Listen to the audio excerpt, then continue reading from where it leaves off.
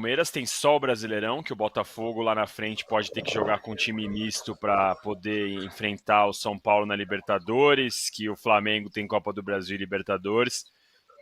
Eu acho que o jogo de ontem, ele acima de qualquer conta matemática, mostra um Palmeiras muito forte e que quebrou alguns, não sei se paradigmas, mas enfim, algumas questões que a gente ia ficar de olho para esse jogo. Primeiro, Palmeiras não ganhava fora de casa há praticamente 2 meses. Ganhou. Era obrigatório se o Palmeiras quisesse continuar na disputa do título. Palmeiras, tem muitas vezes que o Palmeiras, depois de ficar semanas ou dias sem jogar, quando volta mal. O Palmeiras voltou bem. Nos 15 primeiros minutos, o Palmeiras poderia ter feito 2-0 tranquilamente em cima do Atlético. Então é uma reação de um time que agora está talvez se reestruturando com uma outra formação, sem Rafael Veiga, com Zé Rafael de vez no banco, Maurício, Felipe Anderson e Caio Paulista jogando um pouco mais pela esquerda e os três muito bem. Caio Paulista, aliás, numa sequência muito boa. Então é um Palmeiras que dá sinais de que pode sim brigar pelo tricampeonato consecutivo. A matemática aí que você apresentou no início é de praticamente o dobro, mas na prática o Palmeiras está 3 pontos atrás do Botafogo. Se a gente lembrar de 2023, 3 pontos não é nada perto do que foi a diferença de 2023. Aqui na nossa enquete tá Botafogo e Palmeiras 42%, os dois, hein? Empatadíssimos. Depois Fortaleza lá atrás 12% e Flamengo apenas 3%. Qual é o seu voto, PVC? Quem vai ser o campeão do Brasileirão? Eu ainda vou falar Botafogo. O Palmeiras tem que ganhar 5 jogos seguidos. O Palmeiras ganhou a segunda seguida. O Palmeiras tem que ganhar 5 seguidas. Tem ganhado o Criciúma, tem ganhado São Paulo, seguida, Cuiabá e Atlético Paranaense. No Brasileiro, que teve a história do Botafogo no meio do caminho, que foi um empate. Mas tem que ganhar 5 seguidas, que foi o que aconteceu no ano passado. Quando o Palmeiras fez 5-0 no Cuiabá semana passada, muita gente disse assim, o Palmeiras no ano passado também engrenou depois de um 5-0. Não é bem assim. O Palmeiras, depois daquelas 4 derrotas consecutivas de Brasileirão no ano passado, ele ganhou do Coritiba 2-0 e aí ganhou do Cuiabá 5-0. E do Cuiabá não, aí ganhou do São Paulo 5-0. Dessa vez, ele vai ter que somar 5 vitórias seguidas, se ele somar 5 vitórias seguidas, é possível que nessa sequência ele ultrapasse Botafogo e Fortaleza. Mas nesse caminho tem o Criciúma, que eu lembro do Criciúma ganhando do Palmeiras no Parque Antártica, faz tempo, mas ganhou. O Vasco melhorou muito, o Vasco não perde há 8 jogos, então é um jogo dificílimo. Esse é o bom jogo de ter ido para Brasília, né, PVC? O fato de ter ido para Brasília ajuda o Palmeiras nesse caso. Jogar em São Januário é muito diferente. Ajudar. Né? Contraponto é que o Palmeiras vai ter que jogar no Brinco de Ouro de novo contra o Atlético Mineiro. Pode até ser que ainda tenha.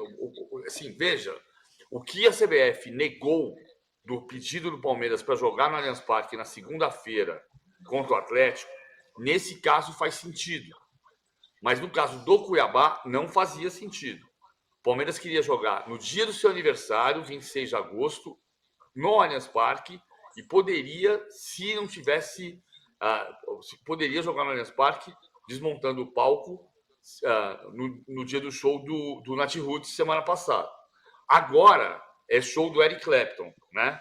Show do Eric Clapton dia 28 de setembro e 29 de setembro. O Palmeiras queria jogar dia 30 e pediu para jogar dia 30 na segunda-feira no Allianz Parque. Desmontaria o show, ficaria com o palco ainda no Gol Norte, teria 30 mil lugares e jogaria no Allianz Parque. A CBF falou não. Pela segunda vez a CBF negou. Dessa vez tem um sentido, pelo menos neste momento. Porque se o Atlético confirmar a classificação na Copa do Brasil, ele vai ter que jogar contra o São Paulo na quarta ou na quinta-feira. Contra o São Paulo não, semifinal da Copa do Brasil na quarta ou na quinta-feira. E nesse caso ele não pode jogar na segunda. Se o Atlético for eliminado pelo São Paulo, o Palmeiras tem que bater na porta de novo da CBF e dizer assim, e agora? Agora pode? Para tentar fazer o jogo na segunda-feira. Entendeu o que a CBF vai dizer? Porque a CBF negou pela segunda vez a mudança. O Palmeiras tem uma campanha de recuperação, que é mais plausível do que a do ano passado, mas não tem festa do caqui todo ano. Esse é o ponto. Não tem como ter certeza que vai virar. Acho que tem que ganhar 5 seguidas. No ano passado, a distância era de 14 pontos na 27ª rodada. Nós estamos na 25ª e a diferença é 3. Quando o Palmeiras ganhou do Botafogo 4-3, a diferença, que era de 6 pontos, caiu para 3. E o Botafogo tinha um jogo a menos. Então a diferença real ainda era de 6, faltando 7 jogos. E virou. Então pode virar. Mas não é para pensar que todo ano dá para fazer essa virada desse jeito. Vai ter um time em reconstrução, tem um time que está se mudando de cara, mudando de rosto, e que vai precisar de regularidade. Vitória, vitória, vitória, vitória, vitória. Se ganhar 5 seguidas, acho que pode passar nessa sequência. O Pato Duck tá mandando aqui, ó, que o Eric Clapton vai cantar Leila. Ops, Laila. Não. Não, mas tem outra melhor. É verdade, o Eric Clapton vai cantar Leila, assim como a Ivete Sangalo foi cantar para a Leila na semana passada, no ginásio do clube. Agora, se o Palmeiras ganhar 5 seguidas, ou seja, São Paulo, Cuiabá, Atlético Paranaense, Vasco, Criciúma e Vasco, nesse caso, jogar no brinco de ouro da princesa pode ser Tears in Heaven.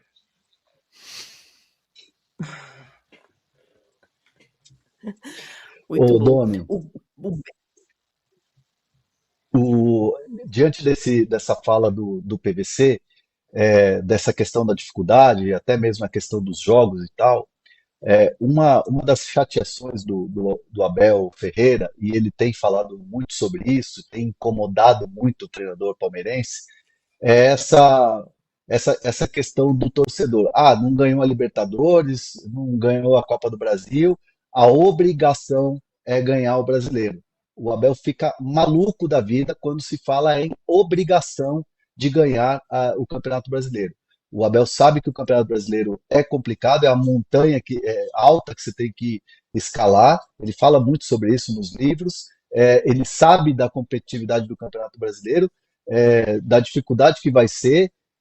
12 times ali com possibilidades, né? Ele fala isso todo ano do brasileiro, já ganhou 2, ou seja, ele é um especialista em brasileiro, mas ele sabe que não existe essa de ter obrigação de ganhar. Ninguém tem obrigação de ganhar.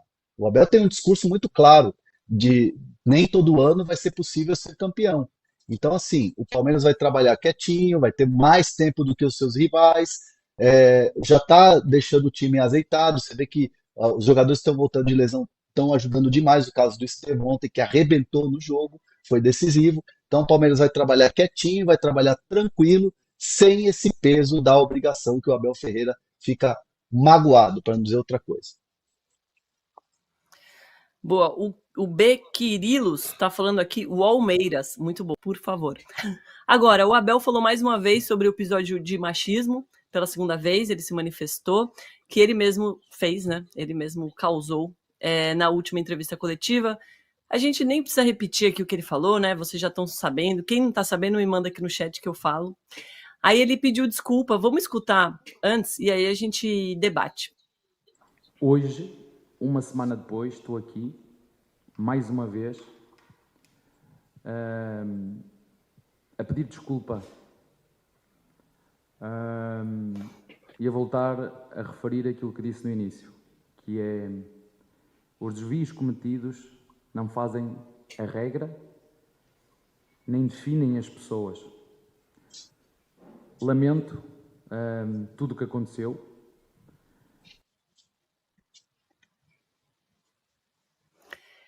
É importante, né, pedir desculpa assim, desse jeito, muito melhor do que aquela nota horrorosa que eles publicaram logo depois do episódio, né, Danilo? É importante a gente escutar isso, mas no final ele fala assim, bom, assunto encerrado, mais ou menos, né, assim, infelizmente, enquanto a gente ainda mora num país muito machista, em que 6 mulheres são mortas estupradas por dia, a gente não vai, infelizmente, encerrar esse assunto do machismo tão cedo, né, Danilo? Eu acho que foi importante ele ter falado numa coletiva pedindo desculpa, e ele fala, eu peço desculpa, embora depois ele fale lamento tudo que aconteceu, porque o erro não faz a regra. Qual é a grande preocupação dele, né? A preocupação dele é que daqui para frente sempre vão falar que ele é machista, toda vez que ele falar alguma coisa vão chamar ele de machista, e toda a coletiva dele. Então ele está muito preocupado que isso pegue, que isso grude. E para não grudar, depende só dele. Depende dele e de como ele vai se comportar daqui para frente em outras ocasiões que ele pudesse posicionar nesse sentido contra o machismo, ou quando ele tiver outros momentos que ele fica nervosinho, como ele normalmente fica, o jeito que ele vai se comportar nas respostas e etc. Depende só dele. Então eu vejo essa preocupação. Acho que demorou um pouco para ele pedir essa desculpa de verdade, porque como você disse, a nota foi muito ruim. Tudo bem, esperou o jogo acontecer e tal, mas hoje em dia, se ele quisesse mesmo, ele poderia ter convocado uma coletiva. Eu tenho certeza que teria fila de espera para uma coletiva dele na sala de imprensa do Palmeiras, se ele quisesse realmente remediar rápido essa questão. Então acho que demorou. Mais antes tarde do que nunca. Agora, essa questão de grudar o rótulo de machista nele vai depender só dele de grudar ou não. Ele que vai fazer esse trabalho para que essa pecha não fique grudada nele. Fato é que ele errou feio. E como você disse, a gente está num país machista, que tem casos e casos, e que ele pode se tornar, de repente, um agente num combate a esse problema que a gente tem na sociedade. Seria maravilhoso, né, PVC? Se ele realmente entendesse a importância dele nessa luta, né? Não, eu acho que tem duas coisas. Semana passada eu critiquei a nota porque a nota não dizia desculpa. Agora, ele disse desculpa. Quando você pede desculpa, você tem duas opções. Quem ouviu pedir desculpas tem aceitar a desculpa ou não aceitar a desculpa. A Aline pode perfeitamente não aceitar as desculpas. As mulheres do Brasil, de um modo geral, podem não aceitar as desculpas. Mas ele pediu desculpas. Então, eu acho que tem um caminho bom aqui. Acho que ele fez o silêncio, ele não convocou uma coletiva antes, porque uma das bobagens que ele fez na semana passada, a grande bobagem foi o machismo. Uma das bobagens que ele fez semana passada foi não aproveitar a segunda vitória seguida de Brasileiro, a primeira na sequência da eliminação da Libertadores, e usar a semana livre como calma, vamos trabalhar. Não, ele perdeu 2 dias disso, porque ele cometeu uma asneira do tamanho do mundo, machista, e teve que repercutir esse caso. Mas ele conseguiu, e depois o silêncio jogou a favor dele, porque o tempo vai passando e você vai deixando a poeira assentar um pouco. Quem não desculpar, não desculpou. Ponto. É o ônus dele cometer um vacilo gigantesco. Quando você pede desculpa, vai falar assim, não desculpa. Beleza. Do meu ponto de vista, eu acho que ele fez, dessa vez, usou a palavra certa. Nos bastidores, a gente sabe que o que ele que estava bravo, ele descontou na Aline Fanelli, querendo falar sobre a relação dele com a Mancha Verde, porque o que ele estava louco da vida era isso que o Fernando falou. Ele estava doido que a Mancha Verde tinha ido para a arquibancada gritar Brasileirão, agora é obrigação. E é claro, não é que não seja obrigação. É óbvio que um técnico da trajetória do Abel vai entrar no vestiário e vai cobrar dos seus jogadores a obrigatoriedade de lutar até o fim para ser campeão brasileiro.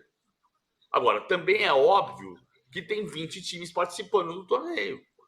Então, você gritar Brasileirão agora é obrigação é um jogo político, tolo. Ele estava ensandecido com isso e perdeu a cabeça completamente. Agora, desta vez, acho que ele usou as 7 letrinhas mágicas e disse desculpe. Não significa que todo mundo tenha que desculpar. Até porque você tá bravo com alguma coisa não justifica machismo, né? Nem hoje, nem nunca. Claro. E é só para corrigir aqui um dado que eu falei, são 3 mulheres mortas por dia no Brasil e uma mulher estuprada a cada 6 minutos. Parece até assim, você fala, não é possível, tá errado. Não, é isso. Por isso que a gente fala tanto de machismo aqui, né? Porque realmente mata. É muito triste. Danilo Lavieri, muito obrigada pela participação. Foi muito rapidinho hoje, né? Você quer ficar com a gente até o final, enquanto o Hernan fala do mercado de São Paulo, ou você já quer ir embora? Vocês que mandam, eu tô aqui, ver o meu primo falar é sempre uma honra, é uma aula. Então, se vocês quiserem, eu fico aqui tranquilo. Vamos então lá, fica. então. Fica, a gente gosta da companhia. Fica, E até porque eu queria fica, vai falar ter a minha gol. piadinha, André, né, que eu fiquei pensando aqui, porque tem reforço chegando no São Paulo que é obrigado a jogar bem logo no começo, senão vão falar Jamal. Eu quero ver a Meu pronúncia dele Deus. primeiro. Hernan, eu quero ver a pronúncia. Jamal Lewis, como é que é essa história aí? Eu quero ver. Nome de velocista, Tá. 200 metros rasos. Não, exatamente. É um nome igual. Você bota lá no Google, o que aparece primeiro é o velocista, né? É o atleta do atletismo. Mas Jamal Lewis é um jogador de 26 anos. Ele é da Irlanda do Norte. É um jogador que é do Newcastle, né? Então a negociação foi São Paulo-Newcastle com um intermediário brasileiro que ajudou ali a direção nessa negociação. Claro, méritos todos dessa negociação para o Departamento de Futebol de São Paulo, que foi lá, pensou e conseguiu trazer o jogador.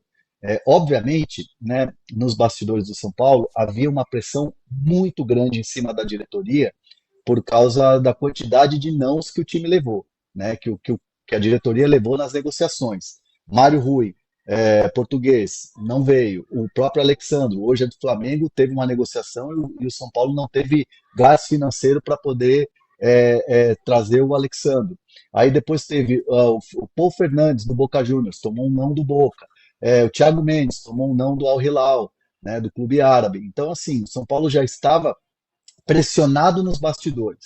Né? Por mais que o discurso do Casares, do Belmonte mesmo, não, a nossa janela foi a principal, foi a de janeiro, agora foi uma janela pontual, veja, o São Paulo contratou o Marcos Antônio da Europa, contratou o Juan lá do Sassuolo da Europa, então assim, era um discurso muito para colocar como escudo ali as críticas que eram muito grandes e a pressão era muito grande, porque havia a promessa para o Zubeldia desses reforços e o São Paulo estava só 8 meses sem um lateral esquerdo. Desde a saída do Caio Paulista, só o Wellington que assinou pré-contrato.